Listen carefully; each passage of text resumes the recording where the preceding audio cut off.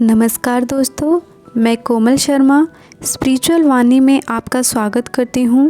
तो आज मैं आपको कार्तिक महात्म्य के दूसरे अध्याय का श्रवण कराने वाली हूँ। तो आइए श्रवण करते हैं कार्तिक महात्म्य का दूसरा अध्याय। सिमर चरण गुरुदेव के लिखूं शब्द अनूप, कृपा करे भगवान सतचित आनंद स्वरूप। भगवान श्री कृष्ण आगे बोले, हे प्रिय, जब गुणवती को राक्षस द्वारा अपने पति एवं पिता के मारे जाने का समाचार मिला तो वह विलाप करने लगी। हा नाथ, हा पिता, मुझको त्याग कर तुम कहाँ चले गए?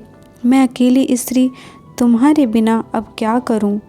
अब मेरे भोजन, वस्त्र आदि की व्यवस्था कौन करेगा? घर में प्रेम पूर्वक मेरा पालन पोषण कौन करेगा? मैं कुछ भी नहीं कर सकती। मुझ विधवा की कौन रक्षा करेगा? मैं कहाँ जाऊँ? मेरे पास तो अब कोई ठिकाना भी नहीं रहा। इस प्रकार विलाप करते हुए गुणवती चक्कर खाकर धरती पर गिर पड़ी और बेहोश हो गई। बहुत देर बाद जब उसे होश आया तो वह पहले की भांति करुण विलाप करते हुए शोक सागर में डूब गई। कुछ समय के पश्चात जब वह संभली तो उसे ध्यान आया कि पिता और पति की मृत्यु के बाद मुझे उनकी क्रिया करनी चाहिए जिससे उनकी गति हो सके।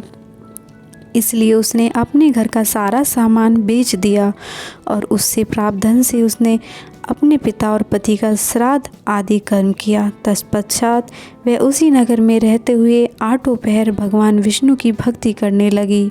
उसने मृत्यु पर्यंत तक नियम पूर्वक सभी एकादशी का व्रत और कार्तिक महीने में उपवास व व्रत किए। हे प्रिय, एकादशी और कार्तिक व्रत मुझे बहुत ही प्रिय हैं। इनसे मुक्ति, भुक्ति, पुत्र तथा संपत्ति प्राप्त होती है। कार्तिक मास में जब तुला राशि पर सूर्य आता है तब ब्रह्म मुहूर्त में उठकर स्नान करने व व्रत व उपवास करने वाले मनुष्य मुझे बहुत प्रिय हैं, क्योंकि यदि इन्होंने पाप भी किए हों तो भी स्नान एवं व्रत के प्रभाव से उन्हें मोक्ष प्राप्त होता है।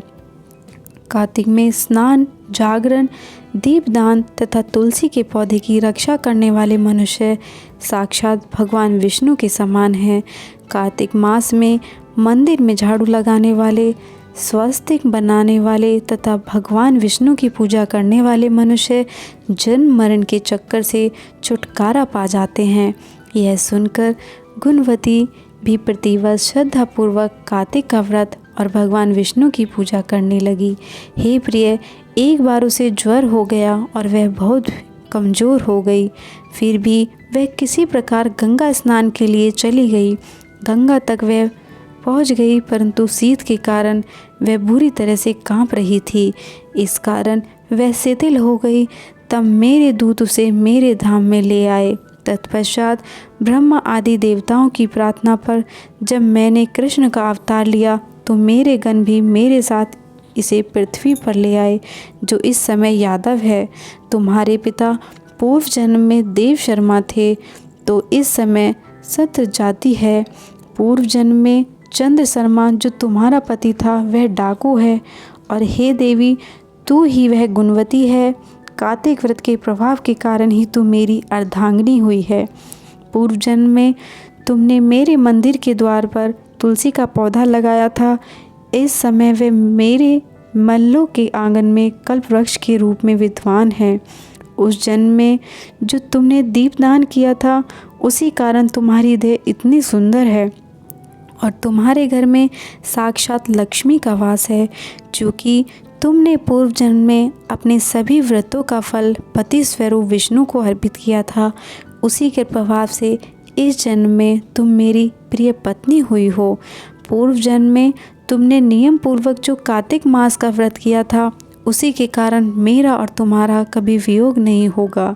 इस प्रकार कार्तिक मास में व्रत आदि करने वाले मनुष्य मुझे तुम्हारे समान प्रिय हैं। दूसरे जब तप, यज्ञ, दान आदि करने से प्राप्त फल कार्तिक मास में किए गए व्रत के फल से बहुत थोड़ा होता है, अर्थात कार्तिक मास के व्रतों का 16वां भाग भी नहीं होता। इस प्रकार सत्यभामा भगवान श्री कृष्ण के मुख से अपने पूर्व जन्म के पुण्य का प्रभाव सुनकर बहुत प्रसन्न हुई।